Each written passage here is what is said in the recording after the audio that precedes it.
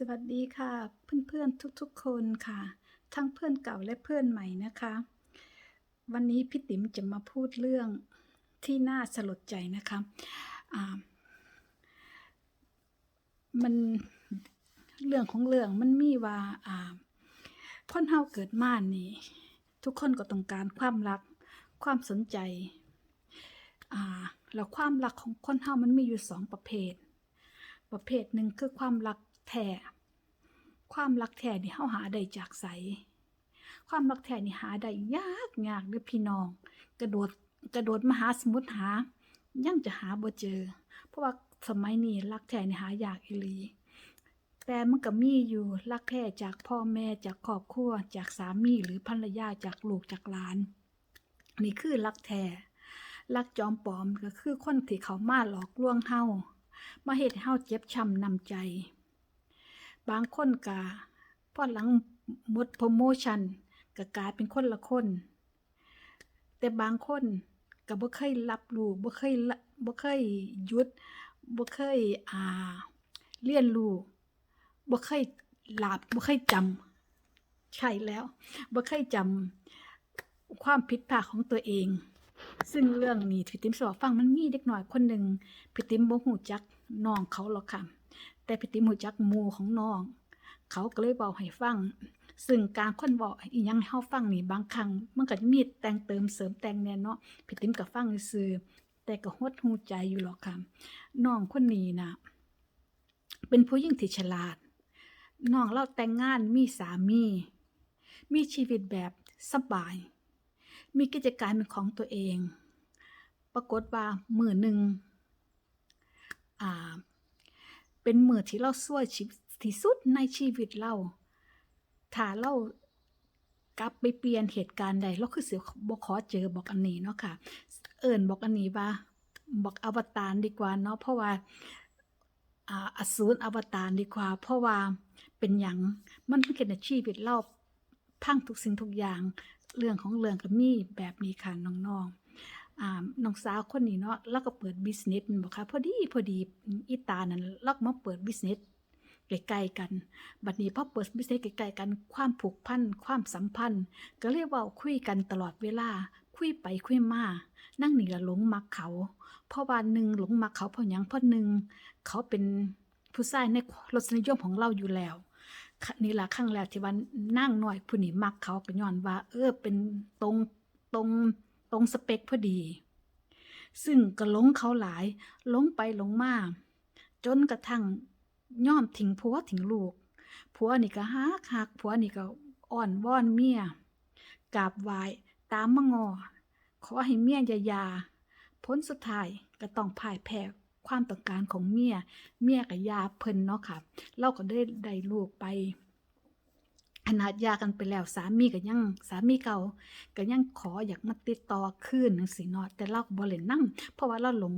อีตาอันนั้นแล้วหลงรักบอกอันนั้นแล้วหลงแห้งแบบว่าหูหนวกตาบอดมองบ่เห็นหยังเลยเพิ่นก็เลยพอหย่าผัวแล้วหมอน่ะเขาก็เคยมีเมียมีลูกแต่เขาก็หย่ามาคือกันถึงเขาจะหย่าลูกหย่าเมียแต่เขาก็ยังรักเมียเขาคือเก่าเหตุการณ์มันก็เลยเกิดขึ้นแบบนี้ค่ะ อ่าน้องสาวผู้นี้เพิ่นก็เลยไปหาซื้อบ้านเนาะก็เอาผู้บ่าวมาอยู่นำช่วงแรกโพรโมชันทุกสิ่งทุกอย่างมันก็สวยงามอ่าไปๆมาๆมื้อหนึ่งฟ้าผ่าปรากฏว่าเขาไปหาเมียเก่าเขาไปเยี่ยมลูกเยี่ยมเมียเก่าทุกครั้งที่อีตานี่เลาไปเยี่ยมลูกเยี่ยมเมียเก่าเขาเจ้าจะเฮ็ดโตแบบปกติคือว่าเป็นผัวเมียกันเป็นครอบครัวที่สมบูรณ์กันแล้วเขาก็โพสต์ในเฟซบุ๊ก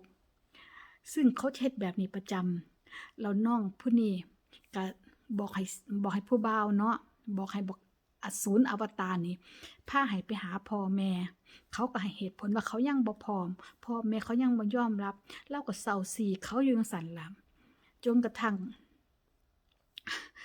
ร้องให้ไปหาผัวเก่าผัวเก่าก็ปลอบใจบัดนี้น้องสาวผู้นี้ก็เลยอยากจะรู้เนาะว่าเมียเก่าเป็นผู้จั่งใดก็เลยได้ยินข่าวว่าเมียเก่าอยู่ในเฟซบุ๊กก็มีก็เลยไปค้นหาก็เลยเจอเมียเก่าเขาอ่าน้องคนนี้เลาก็ เขียนเมสเสจไปหาเนาะค่ะไปคุยไปถามหยังเมียเก่าเขาก็บอกว่าเขาเลิกกันแล้วบ่ได้มีอีหยังกันเขาว่าสิแต่สำหรับผู้ชายนะอาจจะยังหักเมียเก่าอยู่เพราะว่าเขาเฮ็ดหยังเขาจะเกรงใจเมียเขาตลอดเวลาเขาบ่กล้าเอาน้องสาวคนนี้ออกหน้าออกตาแม้กระทั่งไปคบไปหูจักครอบครัวเขาก็บ่ยอมซึ่งเขาจะลบซ่อนมันเป็นความรักลบๆซ่อนๆเราก็ทน บัดนี้พอหลังจากหมดโพรโมชันเนาะมั่งกันนี้ไปหามีผู้ใหม่น้องสาวผู้นี้ก็ตามไปขอร้องเขาเอาเงินให้เขาบ่มีเงินเท่าใดยกให้ผู้ชายหมดค่ะทุกสิ่งทุกอย่างบางครั้งอดบ่ได้ก็ท้องให้กลับไปหาผัวเก่าก็ไปเว้าให้ผัวเก่าฟังซึ่งพี่ติ๋มคิดว่าน้องคนนี้เราเกิดมามีเวรมีกรรม แล้วเจอรักแท้ที่ว่าผัวเก่ามีให้แต่เราบ่เอาเราขว้างทิ้งไปคือจะพี่ติ๋มคิดว่าคือจะเป็นกรรมของเราให้ผีหาตาซ่านมาดลจิตดลใจให้เราไปหลงผู้นี้ทุกมื้อนี้เราก็ยังหลงเขาอยู่ตัดใจจากเขาบ่ได้ทุกมื้อนี้น้องสาวคนนี้ก็ยังรอเขาอยู่ค่ะแต่เขาบ่เอาเราคืนผู้ชายคนนี้เขาไปมีคนใหม่เราก็ยังรอเขาอยู่ค่ะบางครั้งเราก็เขียนหาเขาแท็กเมสเสจไปหาผู้ชายให้เขามาหาจังซั่นจังซี่จะให้เงินจังซั่นจังซี่จนเอาเงินไปหลอกเขาก็บ่เอาจนทุกมื้อนี้พี่ติ๋มก็บ่ได้ยินข่าวๆหรอกค่ะว่าน้องเขาเป็นจังไดต่อเนาะเพราะว่ามันเป็นเรื่องที่หดหู่พี่ติ๋มก็ฟังแค่นั้นค่ะแต่ก็ได้ยินข่าวว่าน้องเขายังรอผู้บ่าวเก่ารอผู้บ่าวอยู่ค่ะเพราะเฒ่านี้เราก็อายุหลายกว่านางน้อยนี่อยู่เนาะจักไปหลงเขาจังใดค่ะบอกว่าเขาเป็นรสนิยมผู้ชายเป็นในผู้ชายในฝันนางบอกแบบนี้ค่ะว่าเป็นผู้ชายที่ตัวเองต้องการมานานแล้วเพราะเจอเขาทุกสิ่งทุกอย่างแม้ทั้งรูปร่างหน้าตาทุกสิ่งทุกอย่างแล้วว่าตรงสเปคที่เราต้องการหลายๆบัดนี้พี่ติ๋มก็อยากจะฝากน้องๆผู้ใดที่ว่ากำลังอยู่ในเหตุการณ์จังซี่ดึงสติตัวเองกลับมาเด้อค่ะที่พี่ติ๋มบอกเพราะหยังเพราะว่าเรื่องแบบนี้มันเคยเกิดขึ้นกับพี่ติ๋มมาก่อนกับสามีคนแรกพี่ติ๋มก็จะเป็นจังซี่ล่ะค่ะแต่บ่ได้ร้ายแรงขนาดนั้นมันต้องมีช่วงที่ว่าเฮามีสติช่วงที่มีสติน่ะต้องกลับมานั่งทบทวนตัวเองต้องเบิ่งให้คิดถึงอกเขาถ้าเฮารักผู้ชายคนนั้นขนาดใดเฮายังยอมได้ทุกสิ่งทุกอย่างแล้วเขาล่ะต้องเบิ่งย้อนตัวเขากับตัวเฮาไปน้องๆอย่าลืมเด้อค่ะผู้ใดกำลังมีความรักกำลังอยู่ในสถานการณ์แบบนี้พี่ติ๋มอยากจะขอเตือนให้เตือนว่าให้นึกอย่างหนึงเลยให้ดึงสติตัวเองกลับมานั่งคิดเราเขียนลงเลยค่ะว่าข้อดีข้อเสียของผู้ชายอันนี้มันมีอิหยังแหน่ที่เฮ็ดให้เฮาต้องรักถ้าความชั่วมันหลายกว่าความดีตัดทิ้งไปอย่าลืมว่าผู้ชายในโลกนี้มีหลายยังมีคนที่ต้องการเฮาอยู่เพียงแต่เฮาต้องใช้เวลาหาไปเรื่อยๆอย่าไปรีบร้อนอย่างน้องคนนี้แกมองบ่เห็นเลยค่ะว่าสีดำสีขาวแกมองเห็นแต่ความสุขเรานั่งคิดพิจารณาเราว่าจินตนาการของเราไปทั่วทีโดยที่ไปเที่ยวบางครั้งเราก็ไปเที่ยวน้ำหมู่จั่งซี้เพื่ออยากให้ตัวเองสนุกอยากให้เขาเห็นอยากให้ผู้ชายเห็นว่าตัวเองมีความสุขโดยที่บ่มีเขาเราก็ไปเที่ยวเราก็เอาโพสต์เฟซบุ๊กจังซั่นจังซี่ว่ามีความสุขหลายเนาะค่ะพอกลับมาบ้านก็มานั่งร้องไห้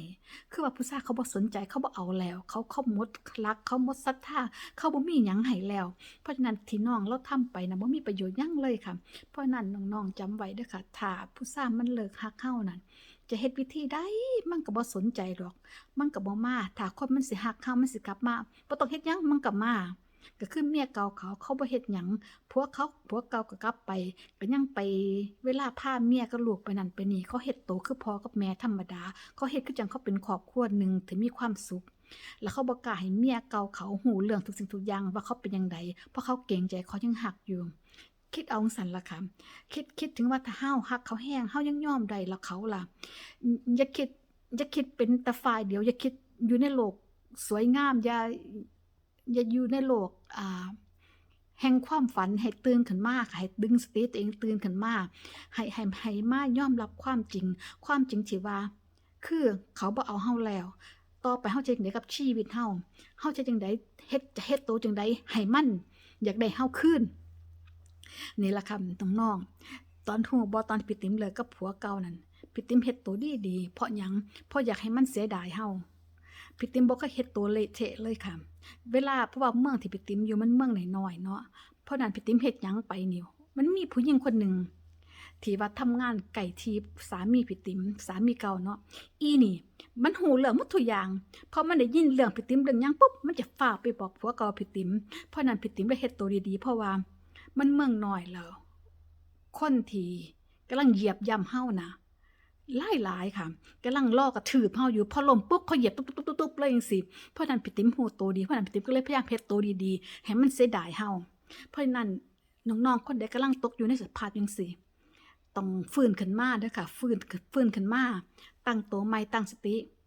เฮ็ดตัวดีๆให้มันเสียดายเฮาอย่าไปเฮ็ดตัวประชดชีวิตอย่าไปประชดชีวิตการประชดชีวิตเนี่ยจะบ่เคยได้ดีจะบ่เคยได้ชนะอีหยังจักอย่างค่ะเพราะว่าเฮ็ดไปแล้วคนที่เจ็บก็คือตัวเฮาคนที่เสียไปก็คือตัวเฮาคนที่เดือดร้อนคนที่เจ็บช้ำน้ำใจก็คือครอบครัวเฮาคือพ่อคือแม่เพราะฉะนั้นอย่าไปเฮ็ดในสิ่งที่บ่ดีบ่งามอย่าไปประชดประชันชีวิตโดยการทำลายชีวิตตัวเองให้ฮักตัวเองให้รู้จักฮักตัวเองเฮาเป็นผู้หญิงเฮาต้องฮักตัวเองฮักตัวเองอย่าไปฮักผู้ชายหลายกว่าตัวเองตราบใดถ้าเฮาฮักผู้ชายหลายตัวเองน่ะความชิบหายมันเข้ามาทันทีเพราะฉะนั้นต้องฮักตัวเองนี่แหละค่ะเรื่องอันนี้พี่ติ๋มก็มาเว้าพ่อให้น้องๆฟังเนาะค่ะพ่อให้เป็นตัวอย่างเกิดบางคนอยู่ในช่วงจังซี่จะได้ฟังไว้จะได้เอาไปเตือนตัวเองกับพ่อได้เว้าได้หอมปากหอมคอเนาะก็บ่ได้มีหยังหลายหรอกค่ะเรื่องนี้ก็มีก็เพียงแต่สิตัวเล็กน้อยคนนี้จะก็หวังว่าให้น้องเขากลับคืนมาอ่าเป็นคนเก่าบ่จมในความรักแบบที่ว่ามันเป็นไปบ่ได้ที่จริงก็บ่ฮู้จักเขาหรอกค่ะแต่ก็เคยเห็นน้องเขาแบบผิวเผินแต่ก็สิโตนอยู่เดะค่ะน้องเขาก็บ่แม่นว่าคนขี้ร้ายเป็นคนที่ฉลาดพร้อมแต่ก็ฉลาดปานนี้ยังมาตกหลุมคนจนได้เนาะนี่แหละเนาะความรักเพราะฉะนั้นน้องๆอย่าลืมเด้อล่ะว่าคนเฮาน่ะทุกคนเสาะแสวงหาความรักแต่เฮาน่ะเป็นคนตัดสินใจเองว่าต้องการความรักแบบใดถ้าเฮาไปเจอความรักบ่ดีนี่เลิกอย่าไปเอาความรักที่ว่ามันหากินมันหาเลี้ยงเฮาโดยลำแข้งนั่นอย่าไปเอาค่ะเลิกเลยผู้ใดมันหาเฮาซอยเฮาหาเฮากินโดยลำแข้งนั่นเลิกเลี้ยงเฮาโดยลำแข้งนั่นอย่าไปสนเลิกกับมันอย่าไปเอาค่ะเพราะว่าคนเฮามันฮักกันอีหลีเขาบ่ลงไม้ลงมือให้จำไว้เด้อค่ะถ้าเจอบอกใดมันตบมันตีเฮาหาเลี้ยงโดยลำแข้งนั่นเลิกไปอย่าไปเอามันไว้อย่าไปพิศวาสมันเลิกไปผู้ชายหาง่ายจะตายหาผู้บ่าวหาง่ายๆหาผัวมันหายากเพราะนั้นไปเรื่อยๆอย่าไปรีบร้อนเนื้อคู่เฮามาเองค่ะเอาล่ะค่ะน้องๆผู้ใดที่ว่าเป็นหมู่ใหม่ก็อย่าลืมกดติดตามแล้วก็เบลไอคอนนะคะจะได้ชมคลิปต่อไปว่าพี่ติ๋มมีคลิปหยังต่อไปค่ะบายค่ะ